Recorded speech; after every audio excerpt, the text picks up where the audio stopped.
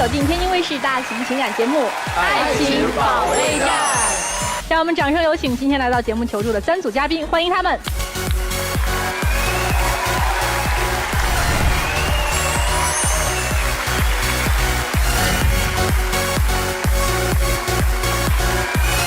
首先要疗愈的是本期第一对情感嘉宾张先生，31岁，来自广东，金融业务员；李女士，28岁，来自四川，全职妈妈。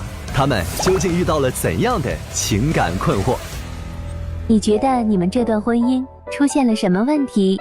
我觉得他不是一个合格的丈夫，也不是一个合格的父亲，而且他还无视我对这个家庭的付出。我们之间有沟通障碍，经常吵架到情绪崩溃，他对我的埋怨太多了。你对这段婚姻有什么后悔的地方吗？当初我为了爱情裸婚远嫁，而且闪婚闪育，现在想想真的是太冲动了。后悔没有赚到足够的钱，给到老婆孩子稳定的生活，总是因为工作在外没有陪在他们身边。来吧，说说吧，全职妈妈觉得他既不是一个好丈夫，也不是一个好爸爸。是这样的，我们刚开始呢，我们两个三观比较合，我性格也是那种很直的，我就觉得这个人，哎，我可以和他在一起，什么事情都可以谈，没有什么沟通障碍。然后我就觉得好，两个人就决定下来了，3个月我们就闪婚了。后面有了宝宝嘛，宝宝出生的时候我们本来是很开心的，然后宝宝发生了一点点意外，然后宝宝是一个特殊儿童。就是小宝宝很小的时候，你就发现他的眼神啊这些，因为我是母乳嘛，然后你就发现他的肢体很软，就是没有别的小朋友那么硬朗。然后还有就是觉得，哎，叫他怎么不硬啊？3个月的时候实在拖得不行了，赶紧去查。然后我就带孩子，他说，哎呀，我这边没办法呀，没办法，我就只能带回四川嘛，去华西一检查，听你左边80分贝，然后右边就是完全没有了。你说当一个妈妈心里面能不急吗？后面又去带到重庆儿童医院，髋不行，骨科医生直接说你这个小朋友听力也不行，平衡感绝对不会好，肯定大概率是不会走路了。当时我一个人强忍着泪水，我说医生有什么办法，什么办法我都愿意试。然后我们就给了我一个方案，说打一下石膏看一看有没有效果。然后我们就在那儿住了1周的院。最后的时候花了8000多块钱，然后我就打电话，我说你赶紧把钱转过来。他说我没有钱啊，你自己想办法，我工作在忙，我挂了。你说我当时我真的我哭，我躲在角落上，我哭都哭不出来，我真的不知道怎么办。你说这样的爸爸他负责任吗？当时可能他理解错误了，我的所有的积蓄都是为了小孩子治病花光了，当时也没有积蓄。我妈妈这边也比较困难，也是没钱，只能说是找他们家的父母或者兄弟姐妹帮个忙，想个办法。那最后怎么解决的呢？最后8000块钱还是我妹妹拿出来的。当时我在家带孩子，在家差不多快1年的时间，这个期间啊，都是我的父母、我的妹妹在支持我。然后特别是孩子助听器就6万块钱，我们家出了一半，后面那一点呢还是紧催了很多次才补齐的。你说一个家庭，男人在外面工作10天半个月回来一次，关键是钱还没有拿回家。什么工作10天半个月回家一次啊？因为他经常出差。我主要的工作就是拉业务，行情不怎么好，但是我尽量能拿回来的都是拿到家里面。不是几个月，是3年。3年怎么你这份工作不行？我就说了，你就不能换一个工作吗？对不对？你家里面孩子都这样子，你就为什么？我觉得他喜欢那个工作，他喜欢在外面跑，没有考虑到我们家庭这个情况。其实我有考虑过在家里面换个就近的工作，我想招聘个救生员之类的。但是我干这个行业已经干了很多年，我从14年干到现在，将近差不多10年时间了，隔行如隔山。然后加上我的业务上还有一些欠的钱没给到我，这个我要打断他，欠的这个钱他有借给朋友，你自己家庭情况那么困难了，你为什么还要借钱给别人呢？我们家难道不需要钱吗？那是我的发小，那是我的发小，我也不好去。他借出去多少钱？借了不止1次，结婚前借过，然后结婚过后还借过1次2次，估计有4、5万来的。就有了孩子之后也借过吗？对，有了孩子过后还借。其实那个是我发小，我也不好拒绝他。不是你发小不知道你家里面这个情况吗？知道情况，但是有一些是结婚前借到他的。今年肯定会回款回得给我。借出去的钱要拿回来是很难的。是的呀，这个大家都懂。但是我的发小，为什么你孩子出生之后你还会往外借钱呢？这就不能理解了。对啊，你连医药费都掏不出来，你拿什么钱去给朋友借呢？可能我这个人有点意气用事吧。意气用事，而且我经常催别意气他。用事了，你儿子还躺在那边呢。我还经常催他，我说你赶紧，家里面孩子，我说又感冒了怎么样，要用钱，我说那你跟你女朋友好好讲一讲，对不对？我经常我就说，他就嫌我暴躁，说我老是催他，我还有截图。来，我们看一下，你给钱啊160，你给100-200算什么？把钱给我转过来。我们现在都还是租着房子的，我每个月都还在为房租发愁。你为什么还要一个人带着孩子在异乡？你的丈夫又不回家。其实这就说到刚开始我们两个人啊，我是远嫁嘛，然后当时我还是裸婚，我没有要任何的彩礼。房子、车子，我通通对他没有要求。我想的是，靠我们两个人劳动力，我觉得是没有问题的。是你们为了爱情，还是你为了爱情？我觉得是我们，但是我现在，我妈妈都感觉好像只是我认真了，真的心都寒了。其实我每次听到他在哭或者是难受的时候，我心里面也很难受。你难受什么呀？你赶紧挣钱去啊！你有这难受的时间，赶紧把钱挣了。我爸都直接说，哎，你干脆别回去了，就带孩子就在这儿吧，反正我们肯定能保住你们两个人一口饭的，那是绝对没有问题的。你回四川，然后你爸妈帮你看看孩子，你还能找个工作。对，我们当你时也存点钱，是这样想的。将来孩子还要用呢，对不对？关键就在于我更难受的一点是什么？我家孩子他在四川，他水土不服，不服对慢慢就服慢慢了。服了，然后服不了，他到那边就容易生病，但是到广东来，他就慢慢就好了，他就能慢慢就好。而且我们家孩子比较好，我为什么那么激动？我辛辛苦苦带他那么1年多哈，他就喜欢他爸。孩子半个月才见了一次爹，然后特别爱爹，因为每次爹都会带个礼物什么的，他当然会爱了。你就让他没事到四川出现嘛，没有这样你们深圳的房子可以让他退掉，换一个什么更便宜的，多省一点钱寄给老婆。主要是我觉得哈，他不是说他赚不到我们该有的生活费啊，因为我当时来这个节目，我就觉得哈，他这个人很固执，我跟他吵了很多次了。我说这个工作不行，咱们换一个工作。他总有会跟你说以后会好的。说句实在话，你是不是不想回家？没有。我觉得家里面有那么一个孩子啊，就是出差10几天，我是不能想象的。是吧？要是我觉得有这样一个孩子啊，我是天天想待在家里面，对吧？我也想对呀在家里面。你想在家里面看不到，哈？真看不到。我还说一件事情，有一次啊，就是我去谈一点事情，因为孩子现在大了嘛，我想的是稍微自己再出去赚点钱。回来的时候着急见孩子，就骑那个电动车骑快了一点儿，啊，然后一下摔倒了。我回到家，我低血压一下就躺那儿了，啊，就是人就昏了。我也是打电话给他，他也是说，哎呀，没办法，在外地回不来。那个时候第2天去香港出差说，带了一些巧克力啊，什么一些吃的啊带回来，我就看他寄给别人。我心里面我又受伤，孩子又这样，你竟然带东西还寄给别人。上次那个巧克力那是客户的孩子，我答应过他，因为那是客户。为什么答应他？也是为以后饮水思源，我帮助过他，他也会以后可能帮助到我们家。行，大体的事实了解清楚了，我们先来听一听其他2组嘉宾有什么样的办法和方法。就我觉得，这位哥的话就听一下姐姐的话嘛，对吧？能换份工作的也可以。我也是挺同情这个姐姐的嘛，我觉得她一个人为了爱情远嫁就是很不容易，然后就成为全职妈妈嘛，就觉得就很难。哥，你能不能就是多照顾一下她的情绪，就是多听一下她的话。我好佩服这女嘉宾，她们能闪婚闪育的。像我们这个岁数的，我们1年多了都确定不了关系，我们需要勇气。哦，您听出来的是这个味儿啊？对，他关注的点是他们俩听到自己身上。对闪婚闪育勇敢啊！来，崔女士，希望这男孩应该回在一块儿工作能好一点儿，还能帮照顾孩子，俩人在一起，我感觉的是最好的。其实我有想说啊，儿子啊，他跟我也比较亲。自从小林带了儿子回来，在我身边，有时间我都陪着他们。以前医生说还不会走，但是说现在小孩子已经慢慢的会走了。我感觉这是有个磁场，有父母在身边可能会更好。我妈妈也从老家过来帮忙照顾小孩，我希望小林也跟着我一起去工作嘛，反正一起奋斗。你不要老是我画大饼。对啊，你就是老是这样子讲以后啊，就是我觉得我已经既度过这2然年，婆婆都来照顾了，你为什么还不能工作？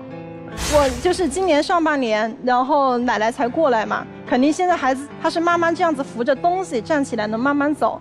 然后他但是经常摔跤，奶奶有时候做饭呢就看不了他，所以我只能去做兼职。我想就是让他醒悟一下，我觉得我都那么努力了，为什么就是你还要那么坚持自己原来的工作呢？其实这就是我最终的一个诉求。其实我认为你在生活当中不太需要他。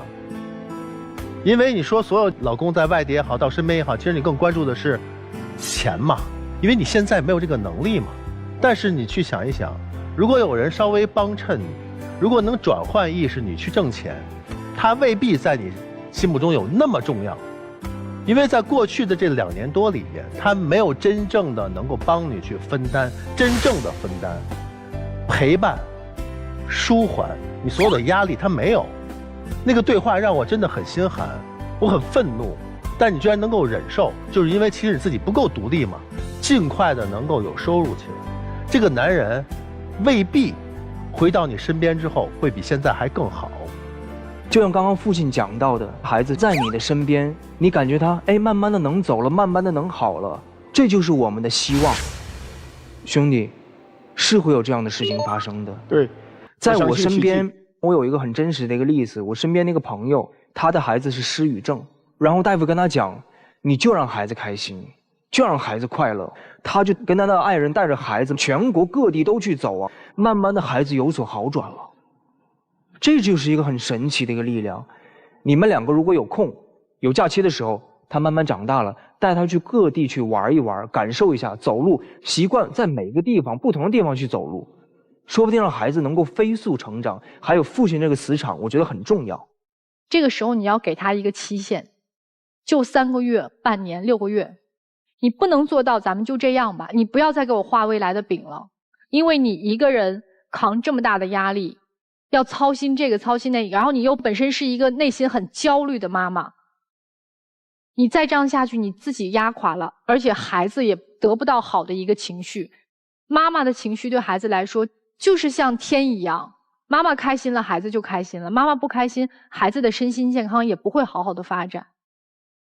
所以我觉得你要开始为未来做打算了，做最坏的打算，做最好的努力，好吗？我和丈夫聊2句吧。我是做了很久的原生家庭的研究，在我们看到的特殊儿童的家庭里面，男性的遗弃率比女性高太多太多了。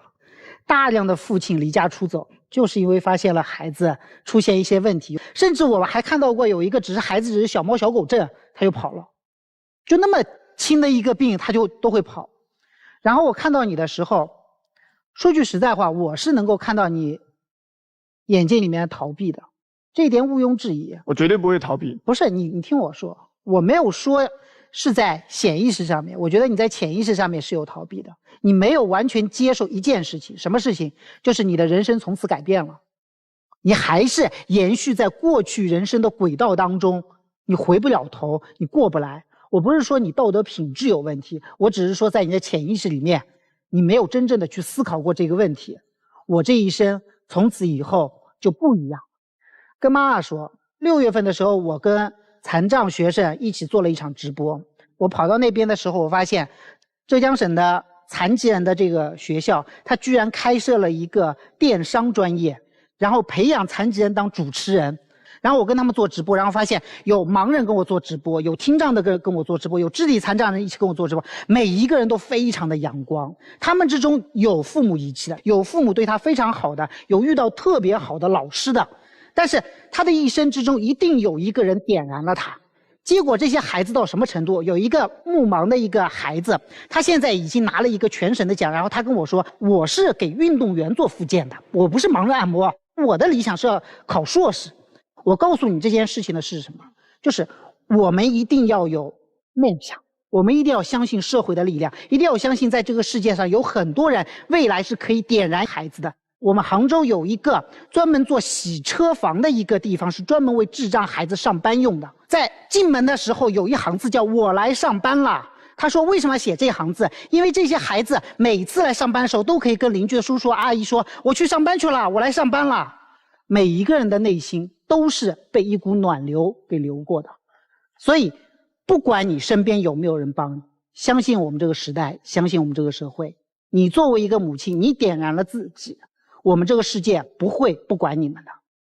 作为父亲，我希望从今天开始，你真正的也像你的妻子一样，完完全全的点燃自己，因为对于你来说，这一份爱是真的可以救一个孩子的。我特别同意瑞瑞老师刚才说的话，一个孩子可能真的需要父母同时的爱，我们才能相信有奇迹会发生。丈夫没有那么糟的，因为在我们屡次劝你带着孩子回到你的爸妈身边的时候，一个可以借机逃脱责任的父亲其实是可以点头说好的，他可以借坡下驴说好，给我一段时间，你回去一下，让我好准备一下。但他没有啊。然后父亲在讲到孩子的时候，这个爱是感受得到的，他会说不行，我的孩子不能回去，我的孩子在那边水土不服。他会说我在他身边，他就恢复的会更快。丈夫，我要跟你说的是，这是一个能陪你吃苦的女人，她现在不是要毁掉你的事业，也不是要让你完全叫停，而是她需要看到我的丈夫心向家，我的丈夫在我有问题的时候，我摔伤了，能第一时间先把工作一撂回来。我的丈夫在听说孩子又需要钱或者我需要钱的时候，跟我说：“老婆，我现在找我们老板去预支一下工资去。”他就要一个这种态度。你要能给他这种感受，他也就不痛苦了。你们要把这个结给扭开。我相信你们两个人都是很爱孩子的，你们都不会做出放弃孩子那件事。但我担心你们在无休止的指责和向他索取的过程中，把你们的爱情是真的弄空了。不要把爱搞砸了，姑娘，收回你的那么多的指责和对他的一些误解，他没那么糟。你们好好想想好不好？好好想一想吧，我们听听别人的故事，好吧？谢谢。好，来，谢谢你们啊。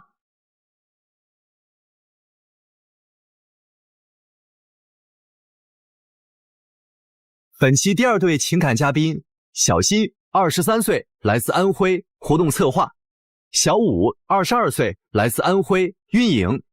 那么他们又遇到了怎样的情感困惑？恋爱以后你们有什么变化？我变得越来越帅，越来越有气质，但是他一点都不懂得欣赏。我觉得我没变，他倒是变得越来越计较，还矫情。你最受不了对方什么？他越来越精致，护肤、化妆、穿搭一样也不落下。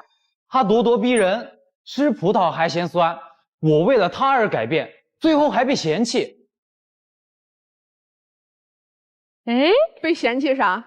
就是老师，他就是太过了，就是哪有一个大男人，就是早上起来就给自己1个多小时去化妆，然后就搁那儿喷喷雾，对，就太过了，我觉得没必要。你是像张瑞老师一样要拍戏去是吗？不是，就是我比较在意自己的形象嘛，也都是他呀。你讲一下化妆流程1小时，让我听听，一步步讲嘛。爽肤水、精华、护肤霜、BB 霜、粉饼、描眉、侧影大不大？对，基本上都有，还画个眼线什么的。哦，眼线也要画。那你需要涂一点 bling bling 的眼影吗？对，就那个眼影的话，就看情况吧。唇彩要用吗？我以为是眼影要涂，不用 bling bling。睫毛膏刷吗？重了。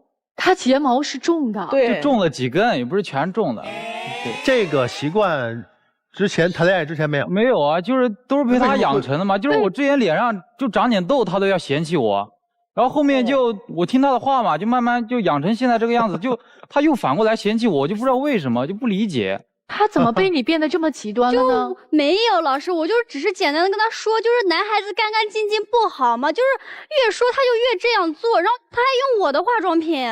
哦，那也没事啊，咱用的快一点，就省得放坏了。太快了，就是我的化妆品，就是我平常自己能用1个多月吧，就是他用的话就2倍速消耗，就只能用半个月了。他就是太抠了，我用他化妆品怎么了？你化妆品那么多还不让人用？就是有一种我想找个男朋友，结果我多了一姐妹。他其实不是介意他化妆，是介意他用他的化妆品。对，你平时化的妆是什么样的？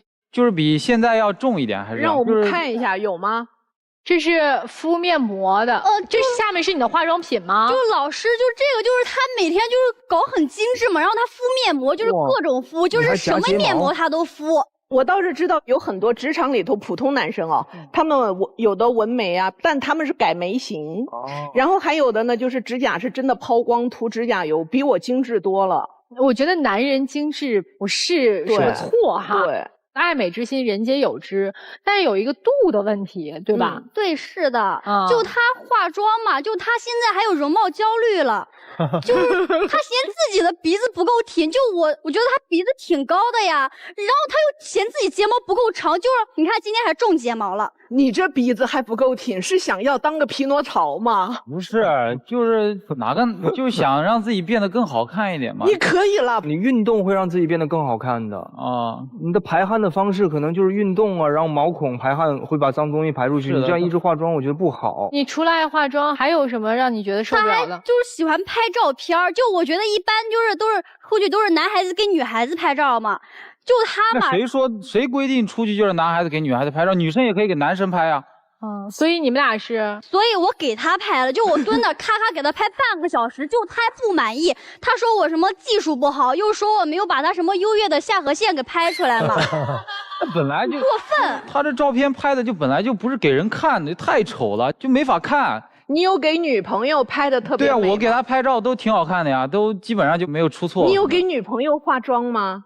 就都是他自己画，他不要我给他画。对呀，他都没有这样过，而且我给他拍的丑嘛，然后他就走哪儿 P 到哪儿，走哪儿 P 到哪儿。就我还就是好心的提醒他嘛，就别撞柱子上，别把那张帅气的脸给撞花了。你俩平时在一起相处起来怎么样啊？就以前我觉得还挺好的吧，就现在他就是天天跟我作对。你俩特像闺蜜。对，你跟他的姐妹淘一起聚会吗？我们聚过会嘛，然后他就好一顿的捯饬自己，就是最离谱的是什么？他在那个什么35度的大热天穿了那么厚的一件加绒卫衣，我当时问他穿这个干嘛呀？然后他就说帅哥的事情你少管，就说我不懂时尚之类的。他本来就不懂时尚，我当时穿那个卫衣是为了就是配我那一天的发型，还有我的妆造，就只有那件卫衣能就配得上，出汗也没事儿，就出点汗，新陈代谢更快嘛，就对皮肤还好。他见我闺蜜第一句就说人家卡粉了，我当时心想他没事儿吧，就是他怎么能这么说呢？就搞得我特别尴尬。不是我实话实说有错嘛？她闺蜜本来就卡粉了，就是我说完然后我还教她闺蜜怎么不卡粉呢？就是你闺蜜后面还感谢我呢。这样一个女人真的无地自容。现在你们俩房租是分担吗 ？AA 吗？就是我钱都放在她那儿，就基本上都是她交。但是他前2天就问我要走了，他说你管你的，我管我的，然后我就很不理解。不是，我当时就是皮肤状态比较差嘛，然后我就想找他要300块钱，就买个泥膜清洁一下，然后他都不给，然后我就一气之下，我就说，那你把钱都给我吧。然后我这不要不知道，我一要我才知道他给他弟还花5000块钱买了台平板电脑，就是他从来都没给我花过5000块钱就买过东西。你给你弟买平板电脑的钱是他的吗？不是的，老师，就他这人就特别小心眼儿，就我俩钱虽然放一起嘛，但是我自己也有5000块钱呀，然后我肯定是用我的钱给我弟买的，他就一直觉得是他的钱，然后就揪着这件事情就不放。那谁知道呢？我的钱放他那，他也可能用我的钱呀。那他拿回去全部了吗？拿回去了，就是我俩搁一起就存了1万多块钱嘛，因为我们刚毕业嘛，然后就没多少钱，他全拿走了。那可以分了呀。今天还来干嘛？这不是想着就是挺喜欢的嘛，然后看能不能改一改嘛。具体点改什么？就能不能改改他，就是作为一个大男人，就能不能别这么精致啊？你喜欢的是他的长相，他在长相上精益求精，努力，他太精了，逼近自己。现在只要出门就化妆是吧？对，基本上是出门就会化妆。所以他慢慢啊，就是爱上了自己镜子里的那个自己。这不是啥好事儿，兄弟。所以就是其实他们2个人之间，我觉得没啥对爱可言。你俩喜欢对方吗？喜欢啊，就是我不知道为什么。这答案出奇的一致。那你说说喜欢他啥？喜欢他就是他不仅对我好嘛，就是他还特别贴心，他人。他哪儿对你好啊？他之前对我特别好，就是特别细心，就是家里面可能做饭嘛都是他做，就是我从来没做过。咱说说现在，就现在就不一样了嘛。现在就精致的他对你还照顾吗？他应该不做饭了吧？会伤皮肤油烟。哦，对，会这么觉得。你看，就他这个人，他现在不仅精致嘛，就他还特别斤斤计较。家里面不就剩1贴面膜了嘛？然后就是我明天要出门，我要敷，然后他明天要出门，他也要敷，然后我就没办法，我就肯定先来后到嘛，然后肯定我先敷，然后他就跟我抢，然后我就好好跟他商量，我说要不然我先敷10分钟，你再敷10分钟，就他也同意了，然后他这人计较什么呢？就是定了一个10分钟整整的闹钟，就是1分1秒都不带差的，然后10分钟一到。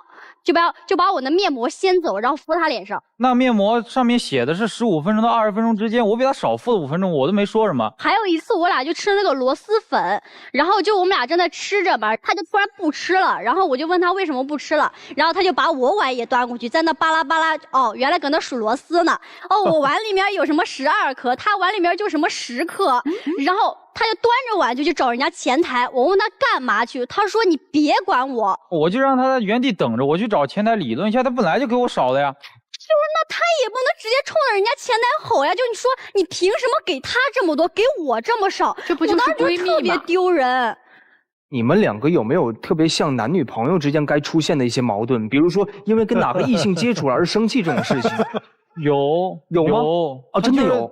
之前他还就是接过一个拍摄兼职嘛，拍摄广告的，然后就是我那天正好下雨。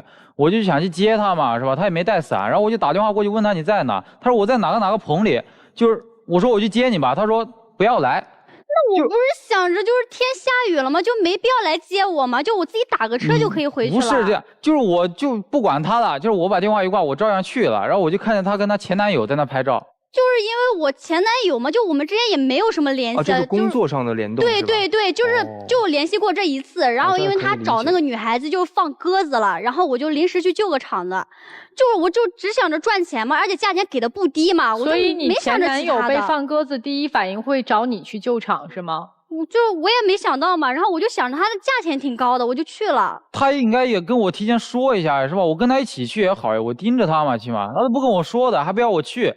这是你变得精致之前的事儿，还是精致之后的事？就是精致之前。你看那个时候还有男女之间该产生的矛盾，之后慢慢的就少了一些，就是面膜上的争执了。那怎么办呢？这俩人，男生多让女生多让一点吧，没必要多让一点面膜，洗面的时间，多给点女生就好了，男生都可以多谦让一点吧。其实，就我觉得我已经够让着他了呀。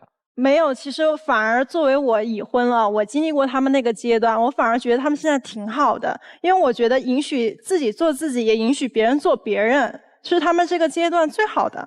我感觉到这男孩应该为女孩改变一下，因为我也是过来人了，我也不喜欢男孩总化妆。反正这化妆不化妆的事儿呢，我觉得这是你的自由，爱美之心呢，人皆有之。而一个男人仅仅是以自己的外在作为一个衡量自己的存在感的一个标杆的话，很危险。你是做活动策划的，是的，并非是职业需要。而且你真正应该去在工作事业方面去如此之较劲，如此之看重，这样你给对方一定是一个很踏实、很欣赏的感觉。反而现在越来越变得呀心眼小，越来越变得呀不再认识了。你可能眼睛越来越漂亮了，但是眼神里越来越没有魅力了。没有任何一个女孩愿意和你在一起，因为很枯燥，很乏味。千万不要被表象所迷惑，让自己啊不能踏踏实实的去做一个真的男子汉。明白。女生其实也就一句话啊，让她美起来有何不可呢？你怕什么呢？但是她太美了吧，她天天她太美了，你觉得不安全了，你觉得有危险了，你觉得不自信了。不是她美就美吧，就是她对自己很美，就是她什么经验也不跟我分享嘛，就是她说我皮肤不好，美的经验不跟你分享，对，她也不跟我说过。你把她到底当成一个共同追求美的那个闺蜜，还是当成一个能共同生活的男人？你也不明确啊，你只是隐隐约约觉得你们的中间感情出现问题，但问题在哪儿？不要只看到表面，要看到内在，好吗？啊，你们俩再处处啊，然后呢各自收一收，也挺好玩的。我觉得你们两个都很可爱，然后就每个人有自己的选择嘛。我觉得包括化妆啊，包括你自己对审美的一个要求，包括你敷面膜之类的，我都觉得没有错，因为在你的立场，你有自己选择的权利。但是其实我希望的就是，不管怎么样，我们作为一个男人，我们心里有东西，我们肚子里有东西，对吧？就这个东西是能给到你帮助最大的。你可以慢慢的试着改变一下，因为你还有很多的时间嘛，所以就是还有很多时间拯救你们两个的爱情。但是有的时候没必要那么的精致，慢慢的中和一下，找到更适合自己的样子。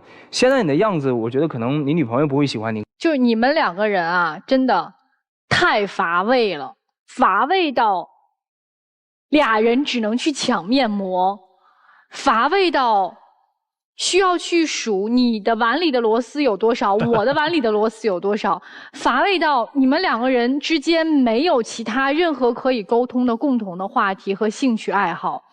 所以你们两个人在这么青春的年纪，应该做很多朝气蓬勃的事情，但是你们两个人做的事情却是非常非常的乏味无聊，没有把心思用在说对未来的规划，对自己人生的规划上，反而把心思都放在哎呀我应该怎么打扮自己。你们两个人能不能不要浪费自己的青春时间，不要浪费大好光阴，咱们把所有的劲儿都用在我们努力积极向上，先成为更好的自己，再去爱别人，好吗？好的，老师。我插一句啊，在我们古代，如果你想对他说我想你，要起码7天才能到的，骑着马7天才能到的。所以珍惜现在每天能说爱的机会，多去表达，就要爱。192就要爱。我们中国古代是有美男子的啊，潘啊、宋玉啊、魏玠啊。有一次，魏玠进城的时候，全城的姑娘都听说哇，最帅的那个魏玠来了，赶紧去看吧！大家也蜂拥而上，看，把那个魏玠给看死了，就是硬生生给吓死了，你知道吗？这叫看杀魏玠，专门有这么个典故。我们中国男人呢也有化妆，魏晋的时候他就敷粉，对吧？我们中国男人啊，他也喜欢美。宋朝的时候簪花，把花簪头上，所以自古以来，你说这个什么漂亮啊、敷粉啊、戴花呀都有，但是我们整个中华文明下来，雄性的审美和雌性的审美，它是有非常泾渭分明的边界的。对于男性，我们追求的是更多的是阳刚，是棱角分明。我们更希望这个男人能够在气质上面能表现出顶天立地的一面。对于女生，我们可以精致一点啊，或者说是温柔一点、温婉一点啊、清丽一点啊，都可以。但是现代社会呢，由于大量的女生的喜欢，所以中性和阴柔的男生开始出现。所以你的那个审美是来自于女性审美的。我觉得你现在应该洗尽铅华。然后回去好好思考一件事儿，就是我究竟我想过的生活是一个什么样的生活？我究竟是想天天涂脂抹粉，然后是招摇过市，还是我好好的工作，好好的生活？这是2条不同的道路，选择当然是你的，但是别人对你的目光，别人看待你的眼神完全是不同的，以及你走的那个方向也是完全不同的。我对化妆没有那么严格的反对。刚刚呢，陆琪老师也说了，咱古代的时候这事儿就不新鲜，对吧？他也举了魏晋南北朝时候的例子，但是那个时候我们是要以漂亮的外在来表现我们内在高超的品格。所以在那个时候，比如说像《颜氏家训》里头就有写嘛，说贵有子弟无不熏衣剃面覆粉施朱。那么这一些子弟们，他们是覆粉施朱，这一些都超出了我们现在男士们该有的一些，对吧？所以说男人是不是只能呈现出一种样子来，这个呢我是存疑的。就包括我们自己在影视作品里头一直喜欢的男性的形象，也是在随着时代的变化，人类的审美需求在发生着变化的，因此也给了我们现代年轻人更多的一些探索自己可能性的空间。但有的时候我们会在这样的一种探索上走得有一点过度，这个过度是来自于谁来判断呢？你所想讨好的那个人，就像我们化妆，假如我要不出来见人的话，我可能不化妆；假如我要不出来见人的话，我想怎么化，我也可以怎么化。这处于我在封闭世界做自己时，我是谁都可以。但我一旦要面对我想爱的那个人，我想取悦的那个人，我是不是应该呈现出他最喜欢的一个状态呢？他喜欢我干净，我就不要油腻；他喜欢我妆淡一点，我就不要太浓；他喜欢我今天不画眼睛，我就不戴假睫毛，不就这么简单吗？反正是要思考一下你们两个人的未来了。你待会儿坐那儿好好想一想，好吧？好，老师。好，来，我们换谢谢老师下一组嘉宾。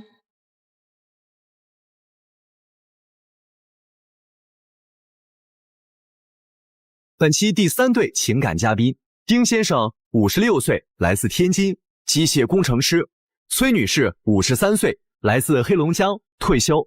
那么今天他们又遇到了怎样的情感困惑？恋爱过程中对方存在的问题。他算计还小气，我早就想跟他断了。他对外不公开我们的恋情，他的心思不在我这儿，但我没有想过放弃。那这段感情给你带来了什么呢？矛盾、冲突、赌性，光有坏的没有好的。温暖可亲，我感觉他就是我要找的另一半。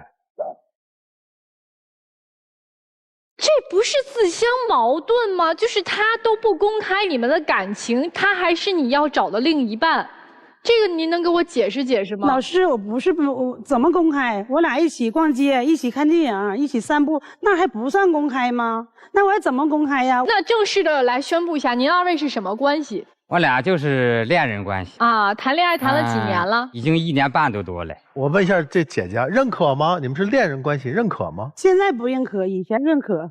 半年前我就要跟他分手，他不分，死皮赖脸不分，这不非得让我上这儿来，我不来，他非得拽我过来。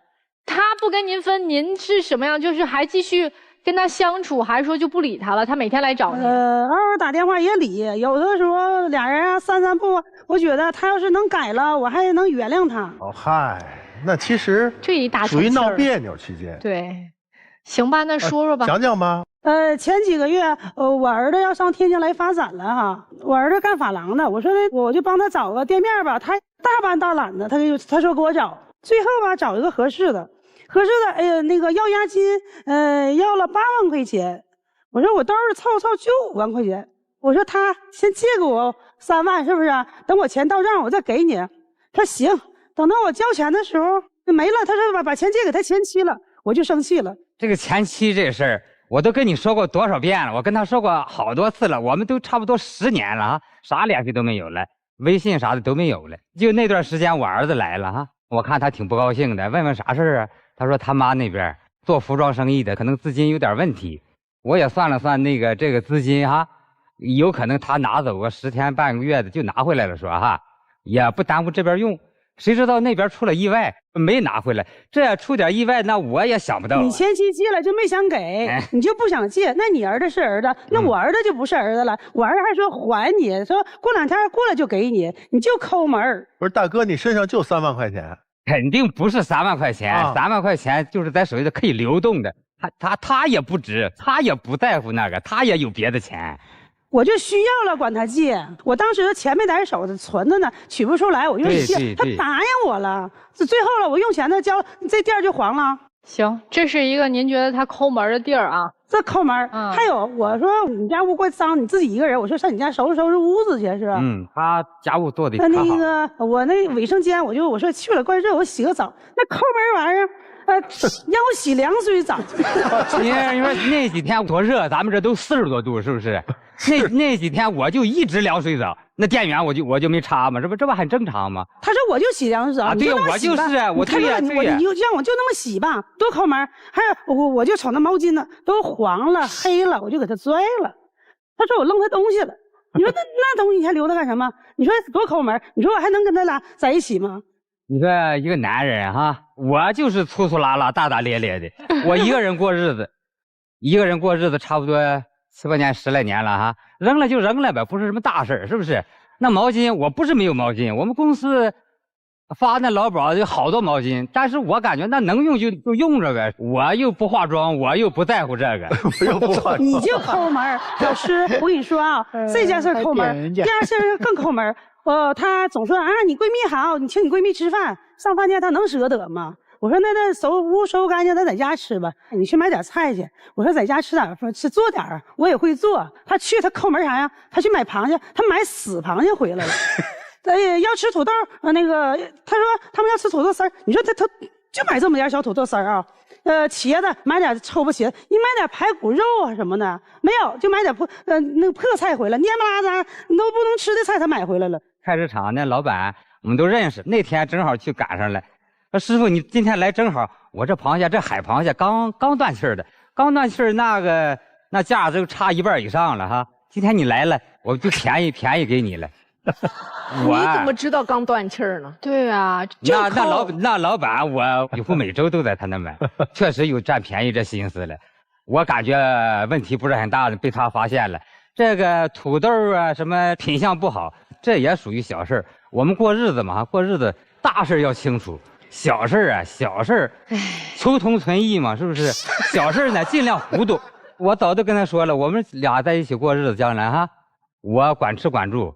给彩礼还给零花钱。后来我大概弄清楚了，他为啥迟迟不想明确我们这关系呢？他还想我那房子要加他的名，都这岁数了，你还想着这个，我感觉有点过分了啊！这是大事不？大事。那我感觉这有点过分了。老师，我给他开句玩笑，他那么抠门，买一瓶水，他要给我 A 字，我说了，公开也行，把你房加我名，我不就开句玩笑吗？再说了，我在天津待20多年了，我也有房，我也有车，我2套房子，我在乎你那个吗？我不就试探他吗？这就跟那朋友啊，跟别人都说了啊，他那个拜金女呀，他要图了我房子呢。明哥他说要给彩礼，那彩礼您准备给多少钱呀？至少现在咱天津那个彩礼。2婚怎么也得10万8万的，这都可以。上嘴皮下嘴皮一碰啊！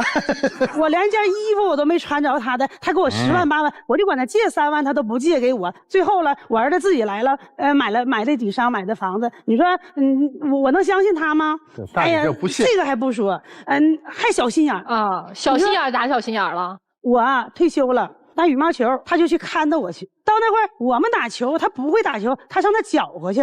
我要跟男的打了，他要上场了，你上场打呗。我给他打2球，他连球都接不着。你说是不是小心眼儿？你说这种人我能跟他？那我就是想要刷存在感。那边有4、5个老头都对他可好了，追求者特别多是吧？那我感觉是。那有4、5个老头，他们有说有笑的，还经常。他也小心，那些女的咋不说呢？那么多女的他们经常出去吃喝的玩去了，就是不带上我。我们也有女的嘛，男女都有嘛，带你去搅和去，一会儿这个不对了，一会儿那个不对，他就去搅和去，看人这不顺眼了，看人那不顺眼了。就这些球友，男性球友，他们知道他是你男朋友吗？不知道，但是大家也应该能知道。猜到了哈，对，你去了最可恨的背着我去相亲去了，在公园去相亲去了，相完亲了以后还发朋友圈给我看，我说你找去吧。我去也是为了刺激他，尽快确认我们关系。我们稳稳当当、踏踏实实过日子多好。那您刺激到了吗？有反作用吗？还是刺还是咋的？对呀，这肯定会反作用。我告诉你，那边有好多老太太比老头多。你找去吧，去呗。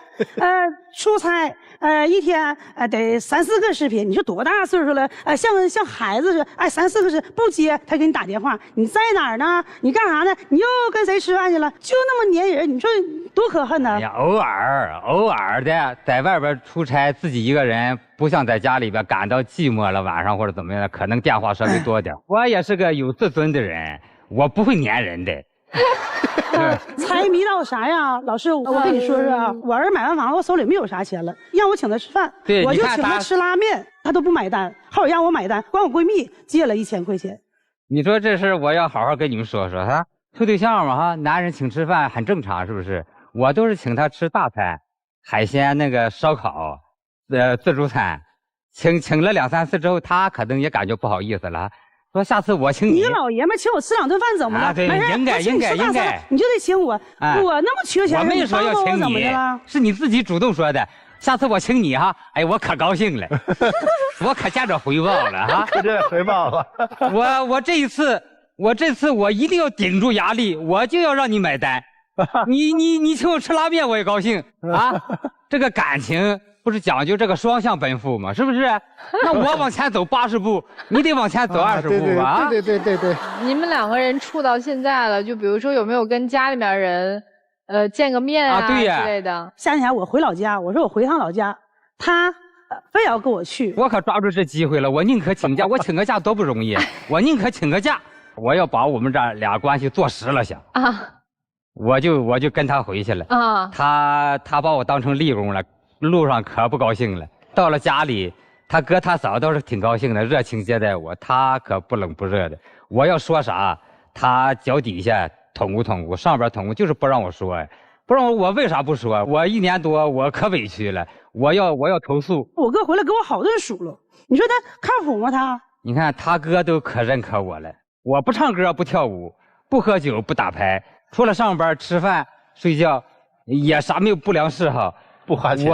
我还能挣钱，我有房有车，这条件，你好好再考虑考虑。我对他其实可满意了，做家务一把好手，洗衣服做饭，我对他都可满意。他带东西了吗？去你问他带啥了？带俩手去的。那我不带了2条玉溪吗？你在这现买的好吧？你没带，现买的也可以啊。对。先生，今天就要个准信儿啊！对，你同不同意嫁给我？我们都这岁数了，都到晚年了，你还要拖个3年5年的？你看人家闪婚闪育的，人家的勇气。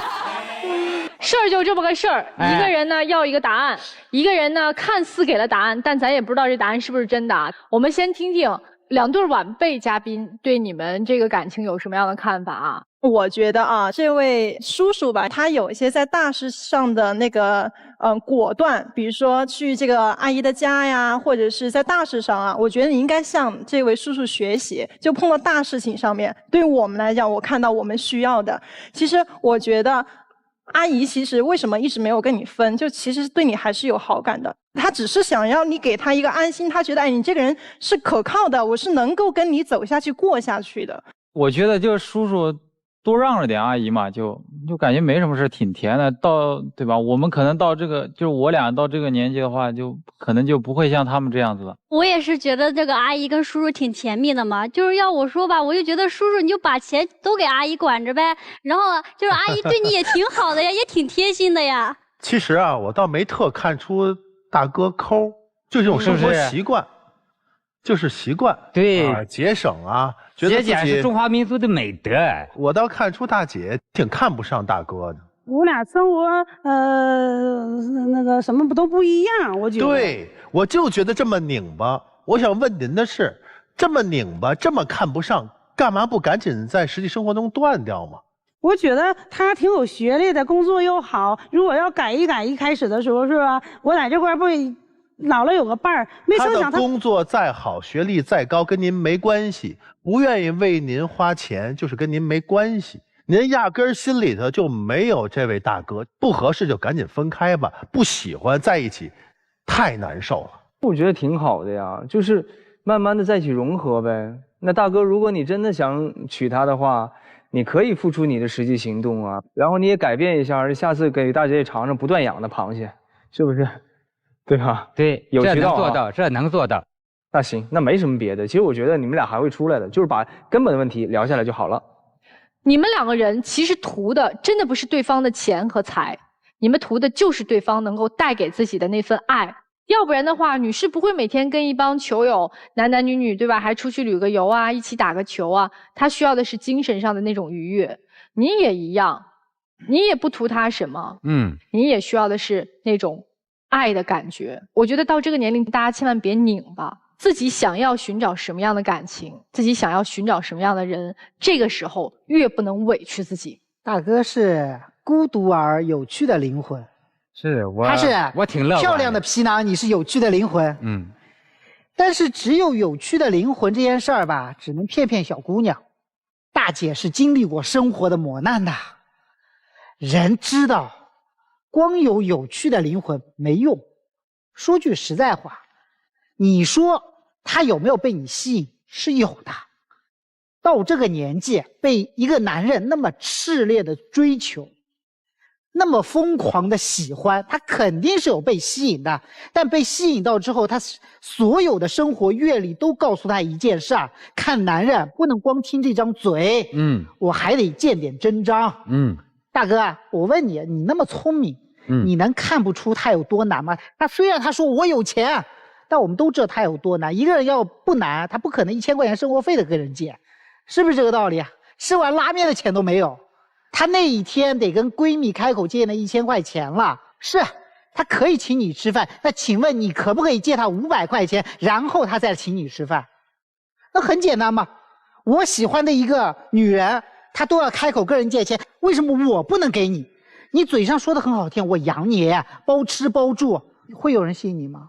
没有，为什么？因为人落难了的时候，没见你在哪儿啊，而且人落的这个难没有你开销多少啊。这件事情我觉得你值得自己反思一下，您真的要追大姐，不要靠这张嘴了，拿出真心来去关心人家，真心实意的对人家全家上下好，别人看得到的，人心都是肉长的。大姐，你觉得我说的对不对？对。我现在想还原一件事儿哈，你从向闺蜜借钱这一刻，你先向她借了吗？没借。你为什么不先跟她说？我借他也不，他怕我不还他。我借闺蜜钱，他都没说你给我拿点钱。我再问您，假如您的女朋友当时就跟你说身上没钱了，先给我拿个1000块钱周转一下，过2天给你，你给不给？抛开吃饭这事儿，要是有别的什么事儿，那我肯定借他了。对嘛？因为他1000块钱不是什么大事儿。但是这一次我就是要这个劲儿。我懂了，现在懂了。他是像玩儿似的，就觉得我要赌你今天愿不愿意借点钱请我吃饭。对，我看看你有没有付出。对，而对于您来讲，您和我们一样，起初有了一个重大误解，就叫做这个男人看我在水火当中都不愿意伸手拉一把，且还要给我火上浇油，让我请吃拉面。对，我觉得我这么大岁数了，我托付给他，我有点没有。你们2个人各自会错意了。你现在能够懂当时他的一个心情了吧？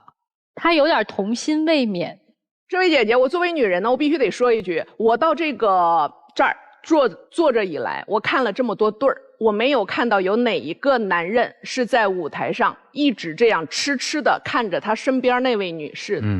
我也从来没有看到有哪一位上来的男士一上来第一句话是笃定的说，我看他啥都好，我就是看上他了，我就看好他。所以这一个男人，你要说他是光动嘴吗？没有，光动嘴的人不会再把眼睛一直挂在你身上，因为他动嘴就够了。他看不看你，你根本看不见。我只能说到这个时候，咱遇上一个人这样的喜欢和欣赏、痴迷自己，这是一件很美好的事，至少不要伤咱哥哥的心。第二个，咱哥哥对您的好和请您吃的那些饭也好，值得他吃一顿您请的拉面，这事儿不用念一辈子。然后，如果哥哥肯给您转那个彩礼钱，我觉得他其实就已经通过了考验，解决了很多问题。事儿都在您，您自己想。我是特别希望你们能够再试一下，千万不要错过彼此。是，好。行吧，那就大家都冷静的思考一下，好不好？同样，我们这2组嘉宾也是。好，感谢你们。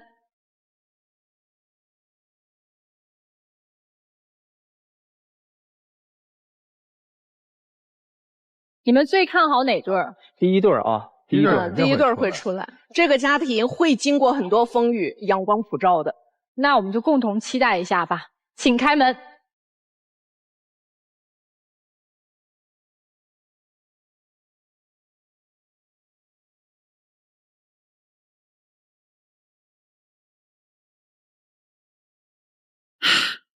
怎么样啊？你为什么长舒一口气啊？就是刚刚我们下去，我决定了，在我们当地找一份稳定的工作。刚刚下去就已经把那个之前的工作直接说不干了。哇，太好了！每天可以稳定的时间陪着孩子和老婆，承担起父亲的责任。对，特别好，您加油！加油！好了，加油！加油！接下来时间好好抱抱自己辛苦的老婆。对不起，哎呀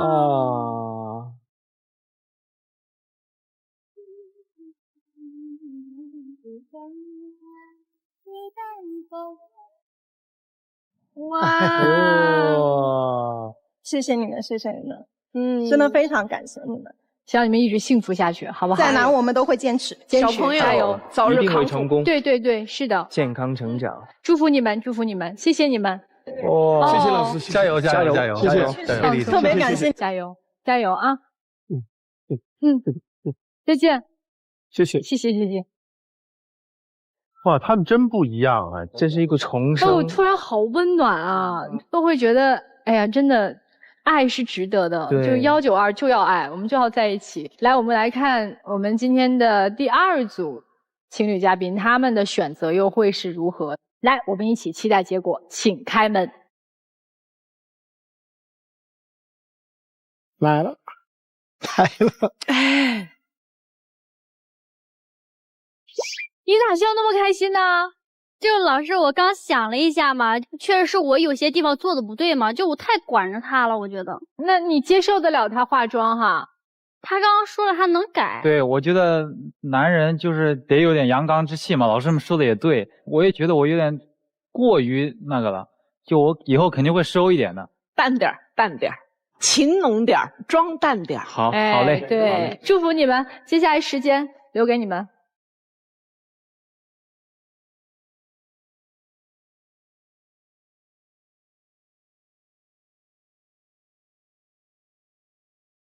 好好生活，好好相爱，好，祝福你们吧！谢谢老师，谢谢好，谢谢，谢谢，再见。第3对情侣，我希望他出来，我觉得可能不会出来。那我们来看一下结果吧，请开门。来了，来了！哇！看来要吃到喜糖了。这个牵着手上来的意义是？他同意跟我将来在一起。哇！拿什么说服的他？他说他全改，以后都听我的，小心眼什么都改了，说要再给他一次机会。大哥，你这次用点实际行动不？是用实际行动，你相信不？